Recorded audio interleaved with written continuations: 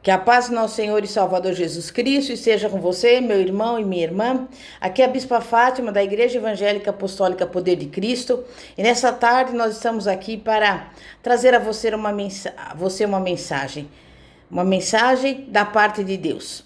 Abra sua Bíblia no Evangelho de Marcos, capítulo 11, versículo 23, que diz assim: Porque em verdade vos digo que qualquer que disser a este monte, ergue-te e lança-te ao mar, e não duvidar em seu coração, mas crer que se fará aquilo que diz, tudo o que disser lhe será feito.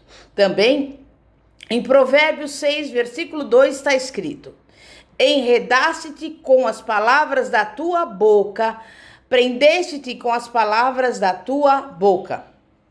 Nós sabemos que a Bíblia garante que Deus deseja que os seus filhos prosperem. E Deus já proveu para que cada um de nós tenha todas as suas necessidades supridas e goze de prosperidade.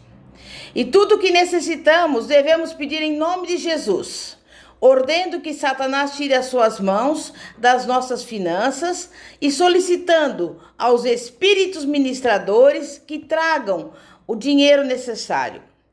O ato de dizer, meus irmãos, minhas irmãs, faz parte da fé. Porque no versículo 23 de Marcos 11 é assegurado que qualquer que disser, e depois continua, e não duvidar em seu coração, mas crer que se fará aquilo que diz, tudo o que disser lhe será feito. Mas você entende o que lhe será feito? A própria palavra de Deus nos responde, tudo o que disser. E também, lá em Provérbios 6:2, está escrito: Enredaste-te com as palavras da tua boca, prendeste-te com as palavras da tua boca. Isso significa que você ficará cativo com as palavras da sua boca. Por quê? Porque se você falar algo negativo, algo errado, como resultado, sabe o que acontece? Você ficará preso. Você não pode falar, eu não sei, eu não consigo, eu não posso. Porque é a palavra de Deus que diz, eu tudo posso naquele que me fortalece. E aquilo que você disser pode liberá-lo ou enredá-lo. Porque aquilo que você diz tem importância. E há algo na palavra de Deus sobre o ato de falar, que representa parte da fé. Você percebe que em Marcos 11, versículo 21, o verbo dizer aparece 3 vezes, enquanto que crer aparece apenas uma vez? O que nós queremos dizer com isso? O povo de Deus não tem falhado em relação ao crer. As pessoas aprendem a crer e a ter fé, mas elas estão falhando quanto ao que dizem. E a palavra de Deus tem muito para ensinar sobre o que falamos. Veja, por exemplo, em Romanos 10, versículo 8. Mas o que diz? A palavra está junto de ti, na tua boca e no teu coração. Esta é a palavra da fé que pregamos. E para que a palavra haja a seu favor, ela deve estar na sua boca e no seu coração. E não pode estar apenas em sua boca. Pode-se falar muito, mas se aquilo que é dito não significa nada para quem disse, se o coração não concordar com o que foi dito, isto não funcionará. A Bíblia também nos garante aquilo que está em 2 Coríntios, capítulo 4, versículo 13, que diz assim: E temos, portanto, o mesmo espírito de fé, como está escrito, Cri, por isso falei. Nós cremos também, por isso também falamos. Você vai observar exatamente isso que foi dito. Temos e não tentamos ter. Também não está escrito, oramos para ter, porque nós já temos fé. Se você foi salvo por Jesus Cristo e Ele é o seu único e suficiente Senhor e Salvador da sua vida, você já tem espírito de fé. Porque Deus nos deu a cada um uma medida de fé. E uma vez que nós temos um espírito de fé, devemos anunciar aquilo que cremos. Por isso, nunca fale sobre fracassos. Nunca fale sobre derrotas. Eu não sei quanto a você, mas eu não creio em derrota.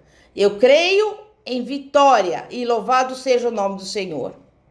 Porque se você falar sobre as suas tribulações, se você falar sobre as suas dificuldades, se você falar sobre falta de fé, se você falar sobre falta de dinheiro, sobre falta de saúde, simplesmente a sua fé, ela vai secar.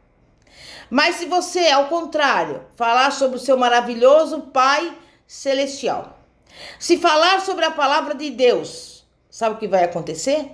A sua fé dará um salto. Louvado seja Deus para sempre. Porque quando você fala apenas de enfermidades, a enfermidade o acabará atingindo. Se você ficar falando sobre dúvidas, as suas dúvidas serão fortalecidas e você destruirá a sua fé. Se você ficar falando sobre falta de dinheiro, da mesma forma, o dinheiro não chegará a você. É preciso aprender isso. Se cremos no coração, naquilo que a palavra de Deus afirma e confessamos com a nossa boca, a palavra se cumprirá. Por isso temos que reivindicar o que a palavra diz que é nosso. Não algo que não nos pertence. Alguém poderia falar, eu vou reivindicar 10 milhões de poços de petróleo. Deus, ele não lhe prometeu 10 milhões de poços de petróleo. Porque você tem que crer e confessar baseado na palavra de Deus. Eu falo sobre reivindicar o que a Bíblia garante ser nosso. A palavra de Deus diz, o meu Deus, segundo as suas riquezas, suprirá todas as vossas necessidades em glória, por Cristo Jesus. Filipenses 4:19. E ao crermos e confessarmos, baseados na palavra de Deus, poderemos nos apropriar daquilo que nos pertence em Cristo. Talvez você esteja aí me ouvindo e falar, mas eu gostaria tanto que isso funcionasse para mim. Mas não funciona só por querer, porque se fosse dessa forma, todo mundo conseguiria. Primeiro, é necessário que haja convicção. Não haverá êxito apenas quando se decide, bem, eu vou tentar. Não funciona dessa maneira. Mas coloque a palavra de Deus no seu coração. Obtenha a revelação em seu espírito. Tenha convicção no seu próprio coração, então declare, e assim funcionará. Porque a palavra de Deus funciona. A palavra de Deus funciona para você e para mim. Repita aí você. Realmente a palavra de Deus funciona. Eu sou um praticante da palavra e não apenas ouvinte. Mas não funcionará se você disse a palavra sem que tenha fé no coração. E a fé só entrará em seu coração como resultado da sua meditação na palavra, até que ela venha se tornar realidade dentro de você. E aí você poderá exercer a fé na área financeira e nas demais áreas da sua vida. Você poderá dizer com a boca aquilo que crê no coração, e assim os resultados virão. Além disso, é importante você honrar o seu pastor, para que receba as bênçãos de Deus. Primeira carta de Paulo a Timóteo, capítulo 5, versículos 17 a 18, diz: os presbíteros que governam bem sejam estimados por dignos de duplicata honra, principalmente os que trabalham na palavra e na doutrina. Porque diz a Escritura: não ligarás a boca ao boi que debulha, e digno é o obreiro do seu salário. Esses presbíteros eram pastores, chamados e preparados por Deus para cuidar do rebanho. Nós lemos em Gálatas 6, versículo 6, o seguinte: e o que é instruído na palavra, reparta de todos os seus bens com aquele que o instrui. E este versículo enfatiza a honra devida ao ofício pastoral.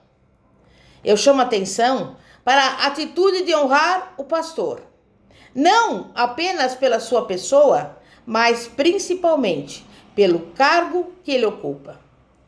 Deve haver respeito e reverência por esse cargo. Esse padrão bíblico é importante para que você obtenha, por exemplo, a prosperidade financeira. E nós temos no Novo Testamento um exemplo disso. Alguém que honrava o cargo de sumo sacerdote. É o episódio que se encontra em Atos dos Apóstolos, no qual Paulo compareceu diante do Sinédrio e o sumo sacerdote ordenou que lhe golpeassem a boca. Em outras palavras, alguém foi ordenado que esbofeteasse Paulo. O sumo sacerdote, ele não estava vestido como tal naquela ocasião, e Paulo não o reconheceu. E após ter recebido os golpes, Paulo disse: Deus te ferirá, parede branqueada. Tu estás aqui assentado para julgar-me conforme a lei, e contra a lei me mandas ferir? Está lá em Atos 23, 3. E após Paulo proferir essa sentença, os presentes perguntaram-lhe: isso que ali estavam disseram, injurias o sumo sacerdote de Deus? Mas imediatamente, por honrar aquele cargo, não o homem que havia cometido um erro, Paulo se desculpou e disse: não sabia, irmãos, que era o sumo sacerdote, porque está escrito: não dirás mal do príncipe do teu povo. Em outras palavras, Paulo se desculpou, afirmando que se soubesse que ele era o sumo sacerdote, não teria agido daquela forma. Sabe por quê? Porque ele respeitava a função. E é necessário honrar o ministério e o homem e a mulher que desempenha a função de pastor ou de pastora. E quem age assim tem a vida próspera. O apóstolo Paulo afirmou que digno é o trabalhador do seu salário. Em outras palavras, antes de tudo, é preciso verificar se o pastor está plenamente suprido financeiramente. Em Gálatas 6, nos versículos 6 e 7, diz assim: e o que é instruído na palavra, reparta de todos os seus bens com aquele que o instrui. Não erreis. Deus não se deixa escarnecer, porque tudo que semear, isso também ceifará. Na maioria das vezes, nós vemos que esse trecho da palavra de Deus é citado até fora do contexto. Você já deve ter ouvido alguém pegar esse versículo e até pregar aos pecadores. Mas esse versículo ele foi dirigido à igreja. E Paulo escreveu essa carta para que fosse lida pelas igrejas da Galácia. A semeadura e a colheita estão associadas ao versículo 6, ou seja, ao compartilhar com aquele que ensina a palavra. E as igrejas que sustentam seus pastores sempre prosperam. E isso acontece porque semeiam o tipo certo de semente. E nós também podemos notar o que acontece com aqueles que atam a boca do boi que debulha, que pagam aos servos de Deus um salário tão baixo que mal podem sobreviver. As igrejas que agem dessa forma nunca prosperam. As bênçãos espirituais e financeiras são retidas porque há desobediência à palavra de Deus. E a igreja semeia na medida em que seus membros individualmente semeiam. Do mesmo modo, as igrejas colhem aquilo que semeiam. E muitas igrejas ficam surpresas por não prosperarem. Mas por isso nós devemos estar atentos ao suprimento do pastor, antes de se preocupar com qualquer necessidade material da igreja. Porque se assim fizerem, essas igrejas serão abençoadas por Deus. Honramos a Deus quando estimamos, honramos e obedecemos a sua palavra. E é a própria Bíblia Sagrada, no Antigo Testamento, que o Senhor nos prometeu. Porque aos que me honram, honrarei. Está escrito lá no livro de 1 Samuel, capítulo 2, versículo 30, última parte. E eu pergunto a você, você sabe como honrar a Deus? Honra-se a Deus ao praticar a sua palavra. Essa é a principal maneira de você e eu honrarmos a Deus. E em consequência, Ele o honrará. Também honrará a igreja que agir assim. Na carta de Paulo aos Coríntios, 2 Coríntios, versículo 9, melhor dizendo, capítulo 9, versículo 6, está escrito: E digo isto, que o que semeia pouco, pouco também ceifará. E o que semeia em abundância também ceifará. E essa lei da semeadura e da colheita, ela é válida tanto para o mundo natural como para o mundo espiritual. Embora hoje em dia muitas pessoas não perceberam ainda a importância desse princípio bíblico, especialmente aplicado à área financeira.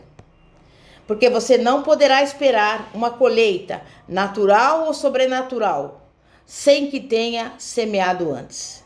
Você não poderá simplesmente ir a um quintal e dizer: vou colher uns tomates, se você nunca plantou tomates ali. E hoje em dia as pessoas querem que Deus as abençoe, sem terem, na verdade, semeado alguma coisa. E a Bíblia nos mostra, em Lucas 6,38, dai e ser-vos-á dado, boa medida, recalcada, sacudida e transbordante vos darão, porque com a mesma medida com que medirdes, também vos medirão de novo. Você quer colher com fartura? Então, terá que semear com fartura. E se a pessoa obedecer exatamente ao que a palavra diz, obterá grandes resultados. No mundo natural, existem leis naturais, como a lei da gravidade, a qual funciona para todos. Suponhamos que você queira provar que a lei da gravidade não funciona e resolvesse saltar de um prédio. O que aconteceria? Com certeza morreria. Não importa se a pessoa é salva ou não, bonita ou feia, homem ou mulher, a lei da gravidade funciona para todos. E no mundo espiritual há também leis. E quando você entra em contato com essas leis, elas funcionam para você, não importa quem você seja. Por isso, coopere com as leis de Deus e prospere. Vá em frente e obedeça a Bíblia na área das finanças. Entregue os seus dízimos, as suas ofertas. Haja com fé na palavra de Deus e Deus o abençoará, porque Ele é fiel à sua palavra. E além de cooperar com as leis de Deus, no que se refere aos dízimos e às ofertas, esteja também aberto para receber a direção de Deus quanto às ofertas extras. Seja sensível ao Espírito Santo, que sempre lhe mostrará como e quando ofertar. Mas simplesmente não oferte porque outra pessoa o fez. Não haja de acordo com a experiência dos outros, mas haja de acordo com a Bíblia e de acordo com o que o Espírito Santo lhe disser. Irmãos e irmãs, precisamos aprender a ouvir a voz de Deus, tanto quanto a dar, pelo Espírito Santo, como pela obediência, porque tanto o Espírito Santo como a obediência caminham juntos. E este é um aspecto da lei da semeadura e da colheita, que muitos cristãos têm deixado de lado e, como resultado, não têm prosperado como Deus planejara. Mas comece agora mesmo, seja fiel, obedeça a palavra ao entregar os seus dízimos, as suas ofertas, seja obediente à orientação do Espírito Santo, quando ele o dirigir a esta ou aquela oferta específica. E se você semeou com abundância, com fé e obediência, também colherá bênçãos em abundância. A Bíblia nos diz lá em primeira carta de Paulo a Timóteo, capítulo 4, eu vou ler aqui o versículo 8 e o 15, que diz assim: mas rejeita as fábulas profanas e de velhas e exercita-te a ti mesmo em piedade, porque o exercício corporal pouco aproveita, mas a piedade para tudo é proveitosa, tendo a promessa da vida presente e da que há de vir. Medita estas coisas, ocupa-te nelas, para que o teu aproveitamento seja manifesto a todos. Aqui a Bíblia afirma que a piedade para tudo é proveitosa. Isso nos fala da prosperidade para o homem completo, ou seja, espírito, alma e corpo. A palavra também nos diz que o benefício que a piedade traz é para esta vida e para a que há de vir. É algo que vai além da prosperidade material e financeira. Piedade significa viver para Deus. Mas o que significa, afinal de contas, viver para Deus? Viver para Deus é exatamente o que Paulo descreve no versículo a seguir, 1 Timóteo 4:12. Ninguém despreze a tua mocidade, mas sê o exemplo dos fiéis, na palavra, no trato, na caridade, no espírito, na fé e na pureza. Ser exemplo para os fiéis na palavra, no procedimento, no amor, na fé, na pureza. Isso é viver para Deus. E viver para Deus é proveitoso. Nesta vida, quando alguém tem um pouco de dinheiro, às vezes quer investi-lo. E geralmente investe naquilo que lhe possa retribuir os melhores rendimentos. Mas Deus não somente deseja que sejamos salvos, mas Ele também quer que, após sermos salvos, glorifiquemos o seu nome. E isso representa grandes lucros para Deus pelo seu investimento em nós. E o apóstolo Paulo também escreveu à igreja de Corinto algo a esse respeito, que se encontra em 1 Coríntios 3, versículo 9, segunda parte. Vós sois lavoura de Deus e edifício de Deus. Esse versículo pode parecer um pouco esclarecedor, porque a palavra lavoura não significa muito para nós hoje em dia. Mas uma tradução moderna diz: vós sois o jardim de Deus. Outra versão diz: vós sois a fazenda de Deus. E espera-se que uma fazenda produza, não é mesmo? Almeja-se que um jardim floresça e que seja de alguma forma vantajoso. Não há proveito algum em plantar um jardim ou mesmo cultivar e trabalhar em uma fazenda se eles nada produzirem. Vejam bem, a piedade não é um obstáculo para o sucesso, é exatamente o oposto. A piedade é benéfica em todos os aspectos. É útil para proteger, promover, preservar e prosperar. Em primeiro lugar, a piedade garante proteção. Se formos de Deus, nós pertencemos a Ele e Ele nos protege. Lembre-se, Paulo esclareceu em 1 Coríntios 6,19. Não sabeis que o nosso corpo é o templo do Espírito Santo, que habita em vós, proveniente de Deus, e que não sois de vós mesmos? Com isso, vemos que não pertencemos a nós mesmos. Não somos os nossos próprios donos.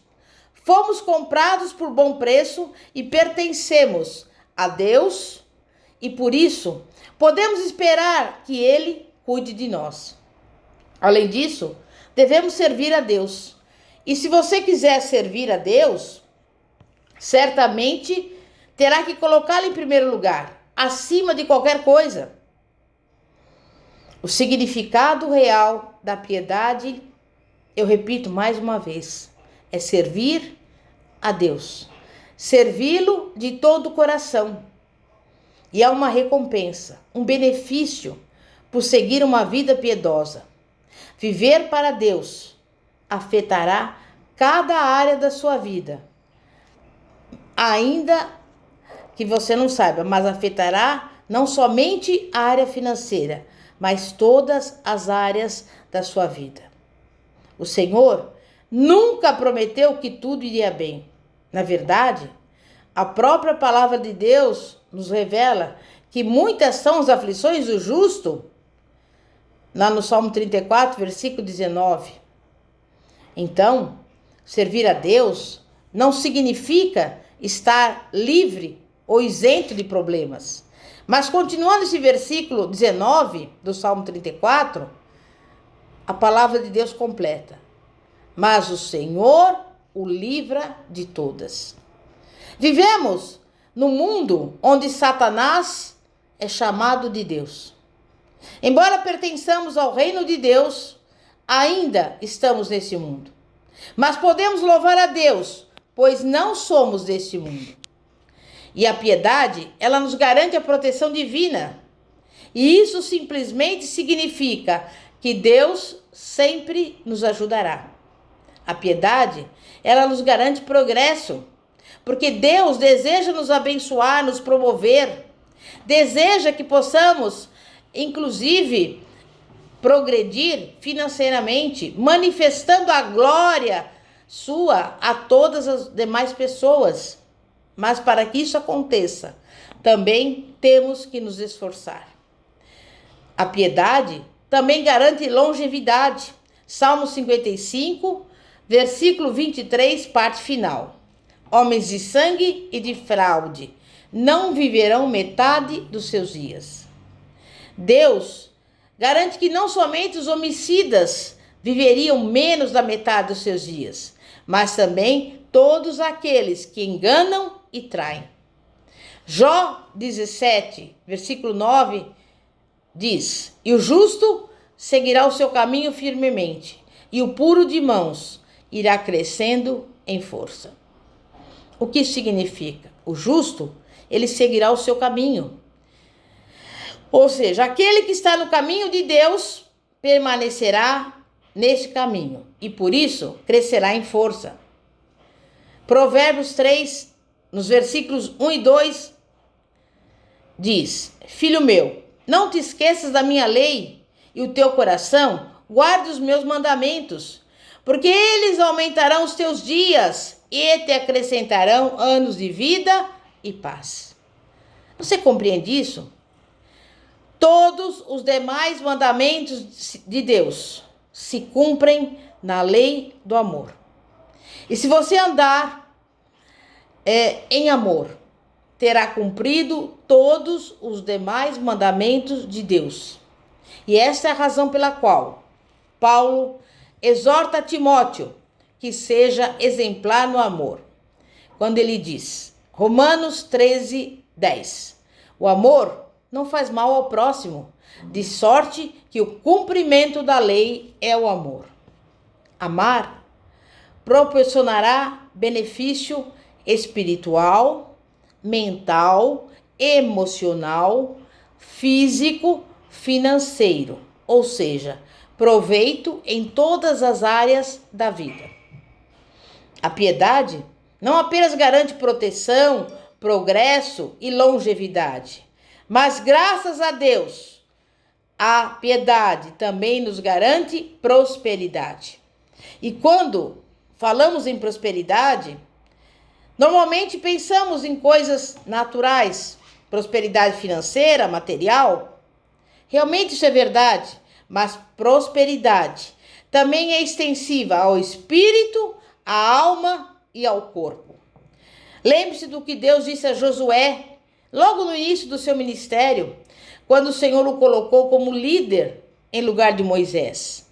Lá no versículo 8 de Josué 1, está escrito: não se aparte da tua boca o livro dessa lei, antes medita nele dia e noite, para que tenhas cuidado de fazer conforme tudo quanto nele está escrito, porque então farás prosperar o teu caminho, e então prudentemente te conduzirás. Eu quero dizer para você, meu irmão e minha irmã, depende de você a sua prosperidade intelectual, financeira, na escola, no trabalho e na família. Se honrarmos a Deus, Ele nos abençoará. Mas as pessoas pensam que honrar a Deus significa apenas devolver o seu dízimo ou dar a sua oferta e Deus lhes retribuirá. Isso não é verdade. Deus não poderá fazer isso, pois Ele honra a sua palavra e toda a sua palavra, e não apenas parte dela. Não podemos apenas contribuir pensando em obter algo em troca. Podemos contribuir pensando em receber, mas não podemos pensar apenas em receber. Receber não deve ser a nossa motivação principal. E existem 3 áreas que fazem com que as pessoas não prosperem. E se falharmos em alguma delas, teremos problemas. Em primeiro lugar, as pessoas não prosperam porque são preguiçosas, querem viver à custa dos outros. Em segundo lugar, muitas pessoas não prosperam por causa da extravagância. E a terceira razão pela qual as pessoas não prosperam está ligada à segunda, má administração dos seus recursos. E isso pelo fato de comprarem tudo o que vem. Temos desonrado a Deus muitas vezes por causa da preguiça, da extravagância ou da má administração. Mas Deus nos promete: aquele que me honra, honrarei. E há várias formas pelas quais podemos honrar a Deus, na área das finanças, por exemplo. Podemos honrá-lo crendo e praticando a sua palavra. E isso, como sabemos, né, inclui ser fiel nos dízimos e nas ofertas. Deus, como eu disse, quer que os seus filhos prosperem, quer que os seus filhos sejam bem-sucedidos nessa vida.